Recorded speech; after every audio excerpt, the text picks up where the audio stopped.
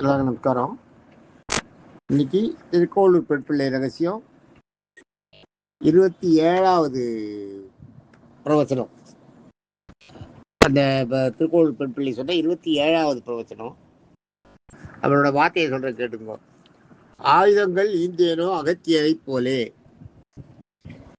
அவன் சொன்ன பாட்டு, அவன் சொன்னது இதுதான். நான் இவர் வந்து அவளை அங்கே ஏன் திருக்கோளூர் விட்ட போகாம இங்கே ஊர்லயே இரு, திருக்கோளூர் விட்டு போவாயா, இங்கே இருந்தும் போது இவர் சொல்வா, அவன் சொல்றதுதான் அது. ஆயுதங்கள் இந்தியனும் அகத்தியரை போலேன்னு. இது என்னன்னா, இந்த அகத்தியர் யாருன்றதை பத்தஞ்சு போகும். அகத்தியர் வந்து ஆக்சுவலா குள்ளமான ஒரு முனிவர், குடத்துல உருவானவர். இவர் வந்து அயோனிச்சன் குடத்துல இருந்ததுனால இவர் பேர் குடமுனின்னு கூட ஒரு பேர் உண்டு. குள்ளமானவர், ஆள் உயரம் கம்மி. இவரை வந்து நான் நகுஷன் ஒருத்தன் அந்த மாதிரி சொல்லி, நகுஷன் கதை சொல்லியிருக்கேன் இல்லையா முதல்லையே. நகுஷன் ஒருத்தன் என்ன பண்றான், இவரை கூப்பிட்டு அந்த நகுஷன் வந்து இதையெல்லாம் பிடிச்சிடறான். எல்லாம் அஸ்வமேத யாகம் பண்ணி இந்திர பதவியை பிடிச்சிடுறான். இந்திர பதவி அவனுக்கு கிடைச்சிருது. நகுஷனுக்கு கிடைச்ச உடனே, நகுஷனுக்கு போன உடனே அவனுக்கு எல்லாருக்குமே யாருக்குமே ஒரு அளவுக்கு மேலே வந்துடுச்சுன்னா அதில் திமிரு வந்துடும். அளவுக்கு மேலே ஒரு சக்தி கையில் கிடச்சிட்டுவீங்க, நான் எவ்வளோ பெரிய ஆள், நான் அந்த அதில் தான் ராவணம் அழிஞ்சது. அது மாதிரி அளவுக்கு மேலே கிடச்சதுன்னா அதே மாதிரி நகுஷனுக்கு வந்து திடீர்னு புத்தி மாறிடுது. புத்தி மாறி என்ன பண்ணுறான், அங்கே எல்லாரையும் கொடுமைப்படுத்த ஆரம்பிச்சிடுறான். இந்த லோகத்துக்கு போன உடனே இவரோட இது என்ன ஆகுதுன்னா, விபரீத புத்தி இந்திராணியை அடையணும்னு நினைக்கிறான். இந்திராணி இவனை விரும்பவே இல்லை. இந்திராணி அவங்களுக்கு வந்து ஒருத்தருக்குள்ள ஒருத்தருக்கு சேர்த்துக்கிறது இதெல்லாம் சகஜம்னா கூட, இது மாதிரி மாறி கலந்துக்கிறதெல்லாம் சகஜம்னா கூட, இந்திராணிக்கு இவனை பிடிக்கல. இவனுக்கு இந்திராணி அடையணும்னு இவனுக்கு ஆசை. இவன் ரொம்ப நாளாக அது பண்ணிட்டு இருக்கான். கடைசியில் ஒரு நாள் அவகிட்ட போய் சொல்லிடுறான், நீ இது மாதிரி பண்ணேன்னா நான் ஒத்துக்க மாட்டேன், உடனே நான் இது பண்ணுவேன், உன்னையும் இந்திரன் கூட வேட்டிடுவேன், இல்லாட்டா கொண்டேன் கொலை ஓட்டுவேன் அப்படின்ற மாதிரி சொல்லுவான். சொன்ன மாட்டேன் என்ன பண்ணுவான், இவன் நாரதரை கூப்பிட்டு கேட்பான், இந்திரன் எங்கே போனான்னு தெரியல, இந்த நகுஷன் வந்த உடனே ஓடி போய் ஒழிஞ்சிட்டான், எங்கேயோ ஒழிஞ்சிட்ட உடனே அவன் எங்கே இருக்கான்னு தெரியல, இந்திரன்கிட்ட விஷயத்த சொல்லணும், இது மாதிரி அவன் வந்து பண்ணுறான்னு சொல்லுவான். நாரதர் வந்து இந்திரன் வந்து இமாலய பிரதேசத்தில் ஒரு தாமரை பூவில் உட்காந்துட்டு தவம் பண்ணிட்டு இருக்கான். இந்திரன் அந்த இடத்துல இருக்கிறது சொல்லிடுவா. அந்த இடத்துல இந்த இந்திராணியும் அவளோட மாயா ரூபமாக வந்து இது மாதிரி எனக்கு நடக்கிறது, என்ன பண்ண போறீங்கன்னு கேட்பா. அப்போ இந்திரன் என்ன சொல்லுவான், நீ வந்து சரின்னு ஒத்துக்கோ, அவன் வரும்போது என்ன பண்ணுறதுன்றதை நான் யோசனை சொல்கிறேன் அப்படின்ட்டு. அதுவே சரின்னு ஒத்துட்டு இருக்கிற ரிஷிகள்லாம், சப்த ரிஷிகளும் பல்லக்க தூக்கிட்டு வரணும், அப்படி வந்தால் நான் ஒத்துக்கிறேன்னுவான். உடனே இவனுக்கு அதே மாதிரி சொன்னோடனே இவன் வந்து சொல்லிடுவான், இந்திராணி என்ன பண்ண போறான்னு தெரியலன்ட்டு. சப்த ரிஷிகளும் அவன் வந்து மறுநாள் கேட்பான். கேட்கும்போது சப்த ரிஷிகளும் பல்லக்க தூக்கிட்டு சுமந்துட்டு வரணும், சுமந்துட்டு வந்தால் நான் உன்னோட இச்சைக்கு ஒத்துக்கிறேன்னுவான். அவருக்கு தலைகால் புரியாது. இவனுக்கு இந்திராணி ஒத்துட்டானோடனே இவனுக்கு ஒன்றுமே புரியாது, உலகமே புரியாது. எல்லா ரிஷிகளையும் கூப்பிடுவான். சப்த ரிஷிகள்லாம் அகத்தியரும் ஒருத்தர். எல்லா ரிஷிகளையும் கூப்பிட்டு என்னோட இதை பல்லக்க தூக்கு பண்ணுவான். ரிஷிகள்லாம் அப்படியே பிரமிச்சு போய் நிற்பா, என்ன இந்த மாதிரிலாம் பண்ணுறான் ஒன்று. ஆனால் ஒன்றும் பண்ண முடியாது, அவன் தான் ராஜா, இந்திரன் அவன் தானே. சரி தூக்குவா. எல்லாரும் தூக்கும்போது அகத்தியரும் தூக்கிட்டு வருவார். அகத்தியர் கொஞ்சம் தூரம் தூக்கிட்டு வரும்போது அகத்தியரை பற்றி அவருக்கு தெரியாது.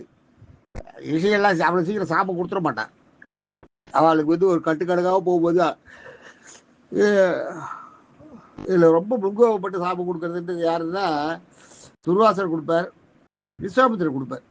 மற்றவன் அவ்வளோ சீக்கிரம் சாபம் கொடுத்துட மாட்டான். இவன் 2 பேர் தான் கொஞ்சம் அவசரப்படுறவா விஷயங்கள்ல. ஆனால் இவன் 2 பேருக்கும் அந்த இது ஜாஸ்தி, தவ வலிமை ஜாஸ்தி. தவம் பண்ணுறதுல விஸ்வாமித்திரருக்கு ஈடு யாராலையுமே பண்ண முடியாது. விஸ்வாமித்திர மாதிரி ஒருத்தர் தவம் பண்ணுறதுன்றது ரொம்ப கஷ்டம், பண்ணவே முடியாது. விஸ்வாமித்திர மாதிரி ஒருத்தர் தவம் பண்ணுறதுலாம் அவ்வளோ சாதாரண விஷயம் இல்லை. விஸ்வாமித்திர மாதிரி ஒருத்தர் தவம் பண்ண முடியாது. அதே மாதிரி பிருகுமுனி இவரும் துர்வாச முனிவர் மாதிரி ஒருத்தர் யாராலையும் தவம் பண்ண முடியாது. தவம் பண்ணி நிறைய ஈட்டி வச்சிருக்கேன். துர்வாச முனிவருக்கு என்னன்னா, அவர் கொடுக்குற சாபம் வந்து சாபத்தில் நியாயம் இருந்ததுன்னா அவருக்கு வலிமை குறையாது. சாபம் கொடுத்தா சாதாரணமாக முனிவர்களுக்கு சாபம் கொடுத்தாங்கன்னா அவரோட சக்தி குறைஞ்சிரும். அவளோட தவோ சக்தியை வச்சு தான் அந்த சாபத்தை கொடுக்குறா.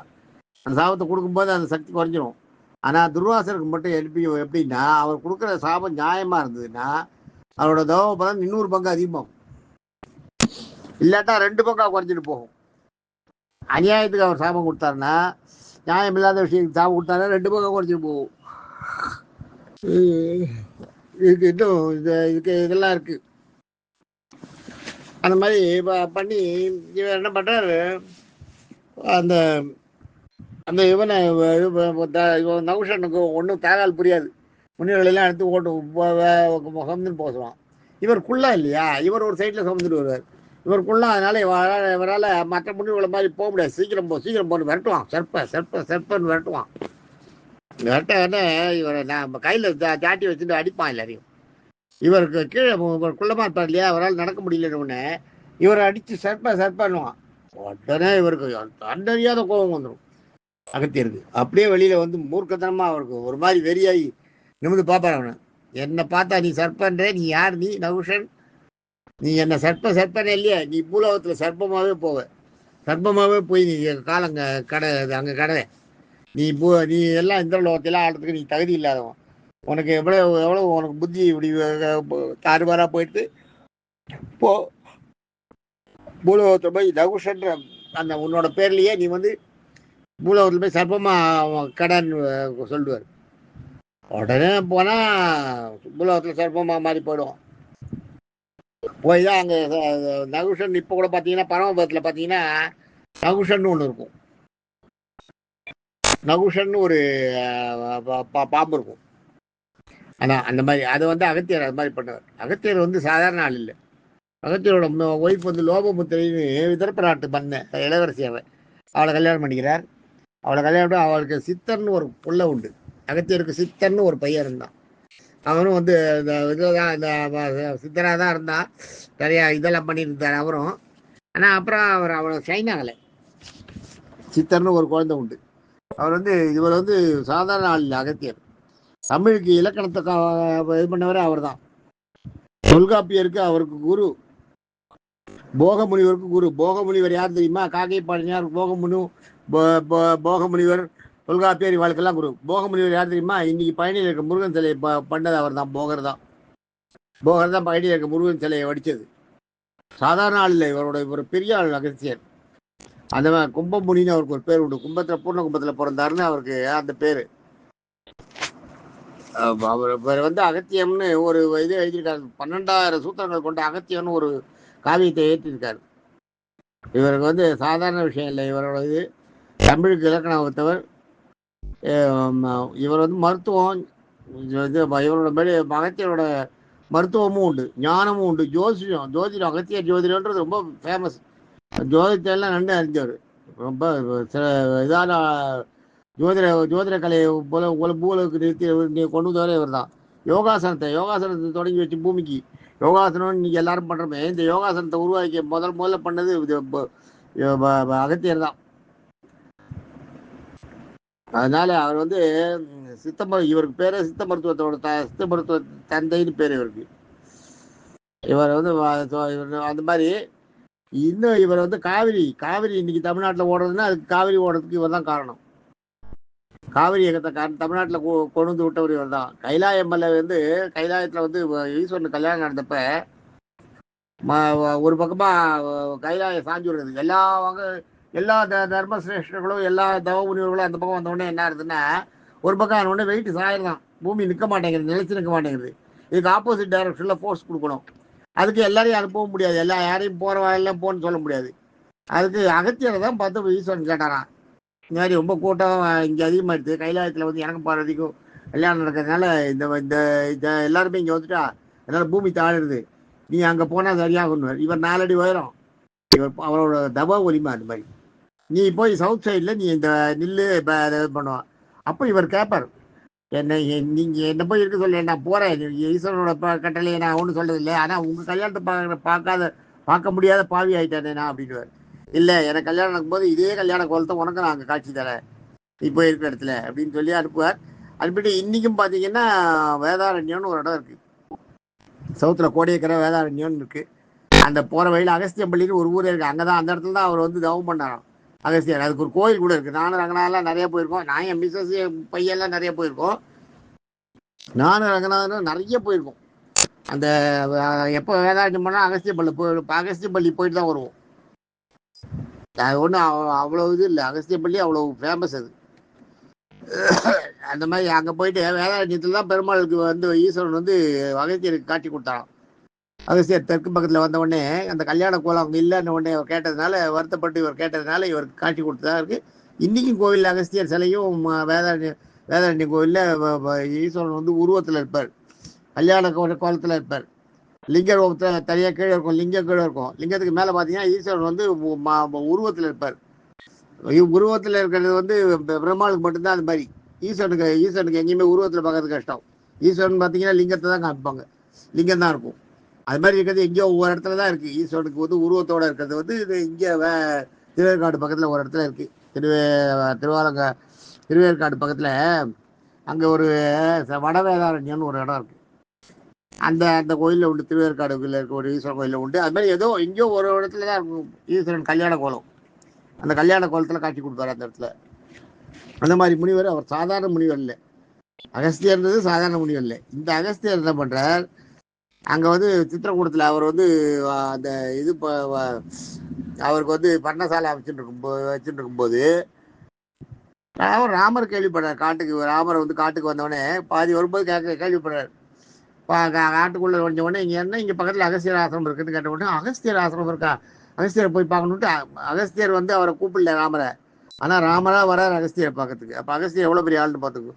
அகஸ்தியர் இங்கே இருக்காரா, நான் பார்த்துட்டு தான் போகணுன்ட்டு வரார். அகஸ்தியர் வந்து அகஸ்தியர் ராமர் வரார். ராமர் அகஸ்தியர் தேடிட்டு வரார். ராமர் வராருன்னு தெரிஞ்சோடனே அகஸ்தியர் எதிர்கொண்டு வரவே இருக்கிறார். எல்லாம் பண்ணுறார். அகஸ்தியர் தாங்க எப்பயுமே அப்பெல்லாம் வந்தால் ஒரு இதுக்கு ஒரு பயணம்லாம் பண்ணி வந்தால்னா 4 நாள் 5 நாள் இருந்துட்டு அப்புறம் தான் கிளம்புவாங்க. அந்த பயணத்துக்கு வந்து கொஞ்சம் உடம்புக்கு ரெஸ்ட் கொடுத்துட்டு கொஞ்சம் ஓய்வு கொடுத்துட்டு அதுக்கப்புறம் கிளம்புவாங்க. ஓய்வுன்றது சாதாரணமாக 2 நாள் 3 நாள் ஒரு 4-5 நாளாவது இருப்பாங்க. அது மாதிரி அகஸ்தியர் ஆசிரமத்தில் 10 நாள் இருந்திருக்காரு ராமர் 10 நாள் இருந்தப்பறம் அங்கேருந்து அகஸ்தியர் தான் அவருக்கு பஞ்சவடி போகிறதுக்கு வழி காட்டுறாரு. பஞ்சவடியில் போய் நீ பஞ்சவடியில் இருந்தால் ராவணன் தூக்கின்னு போயிடுறான். ராமரை பற்றி இல்லை, ஆஞ்சநேயரை இப்போ இன்ட்ரடியூஸ் ஆகலை. வெறும் அகஸ்தியரும் போகிறது ராமர், சீதா, லட்சுமணர் 3 பேர் தான் போகிறா அகஸ்தியரை பார்க்கறதுக்கு. அகஸ்தியரை பார்க்கும்போது அகஸ்தியர் என்ன பண்ணுறார், எல்லாரும் சாதாரண முனிவர்கள் கொடுக்கறதுலாம் பழங்கள் கொடுப்பா, வரம் கொடுப்பா, அது மாதிரிலாம் கொடுப்பா. ஆனால் இவர் என்ன பண்ணுறார், ஆயுதம் கொடுத்தாராம் அகஸ்தியர். அகஸ்தியருக்கு தெரியும் இல்லையா, அகஸ்தியர் வந்து ஜோதிஷம் தெரிஞ்சவர் இல்லையா. பின்னாடி பெரிய சண்டை இருக்குது, அந்த ராமாயண சண்டை ஒன்று இருக்குது, ராவணன் அழிக்க பிறந்தவர் இவர்ன்றது அகஸ்தியருக்கு தெரியும். அது தெரிஞ்சு அகஸ்தியர் என்ன பண்ணாராம், ராமருக்கு ஒரு வில்லு கொடுத்தாராம். வில்லும் அம்பும் கொடுத்துட்டு இந்த வில்லை நீ யூஸ் பண்ணணும்னு. ராமர் கையில் வச்சுட்டு இருக்க வில்லு அகஸ்தியர் கொடுத்த வில்லு. ராமபானன்றது வேற, அது தேவையான நேரத்தில் மட்டும்தான் வரும். அது அம்பு மட்டும்தான் ராமபானம். வில்லு அவர் கையில் வச்சுருக்காரு இல்லையா, வில், அந்த வில்லு வந்து அகஸ்தியர் கொடுத்த வில் தான். அதே மாதிரி ராமர் தோளில் மாட்டிருக்கா பாருங்க அம்பரா துணி, அந்த அம்பரா துணி அகஸ்தியர் கொடுத்தது தான். அகஸ்தியர் கொடுத்த அம்பரா துணி தான் அந்த ராமர் 5 அம்பு வச்சுருப்பேன். அம்பு எடுக்க குறையாதான், எவ்வளோ அம்பு எடுத்தாலும் அதில் திருப்பியும் அம்பு வந்துருமா. அதான் அந்த அம்பரா துணியோட விசேஷம். இது கத்தி ஒன்று. இது 3ஐயும் வந்து அகஸ்தியர் வந்து ராமர் கொடுக்குறாரு அந்த காட்டில். ராமருடைய எல்லையை தெரியும், நீ வந்து காட்டில் இருக்க, உனக்கு தேவைப்படும் வச்சுக்கோன்றார். லட்சுமணனுக்கு ஓரளவு புரியுறது. சீதைக்கு எதுக்கு இதெல்லாம் கொடுக்குறான்னு நினைக்கிறான் அவன். இதெல்லாம் கொடுத்து எதுக்கு இதெல்லாம் போய் ஒரு வரமாக கொடுக்குறாருன்னா முன்னோர்கள் கொடுக்குறதுலாம் ஏதாவது காரணம் இருக்கும். அதனால் நம்ம வேண்டான்னு கூடாது. அதை வாங்கிட்டு ராமர் போகிறாராம். ராமர் காட்டுக்கு போகிறார். அந்த மாதிரி நான் ஏதாவது கொடுத்தேன் ராமருக்கு அப்படின்ற அதை தான் இந்த இடத்துல சொல்கிறேன். ஆயுதங்கள் ஈந்தியனோ அகத்தியரை போலே. ராமருக்கு நான் என்ன ஆயுதமாக கொடுத்தேன், அகத்தியர் கொடுத்த மாதிரி. நான் வந்து சாதாரண ஒரு பெண் பிள்ளை, வரப்பில் இருக்கிற எலி புழுக்க அப்படின்வா. நான் ஒரு எலி புழுக்க, முயல் புழுக்கன்னுவா. ஆக்சுவலாக அவன் சொல்கிற வார்த்தை வந்து முயல் புழுக்க. நான் ஒரு முயல் புழுக்க. நான் வந்து வயலில் கிடந்தா என்ன, வரப்பில் கிடந்தா என்ன, எனக்கு என்ன இருக்குது. நான் இந்த ஊரை விட்டு போகிறேன்னா நான் எங்கே இருந்தா என்ன, ஏதோ இடத்துல இருந்து நான் என் காலத்து தள்ளிட்டு போவேன் அப்படின்வார். ராமாஜர் சின்ன கேட்டுட்டு எல்லாத்தையும் எவ்வளோ விஷயங்களை சொல்கிறாவே ஒன்றும் தெரியாதுன்னு. நான் என்ன சாதாரணம் சொல்லிட்டு எவ்வளோ பெரிய ஆளாக இருக்கான்றத புன்முறுவலாக சிரிச்சுட்டு கேட்டுட்டே இருப்பேன். இது மாதிரி இந்த திருக்கோவில் ரகசியம் 27வது வசனம் இது. ஆயுதங்கள் இந்தேனோ அகத்தியரை போலே. அடுத்தது பார்க்கலாம். தேங்க்யூ.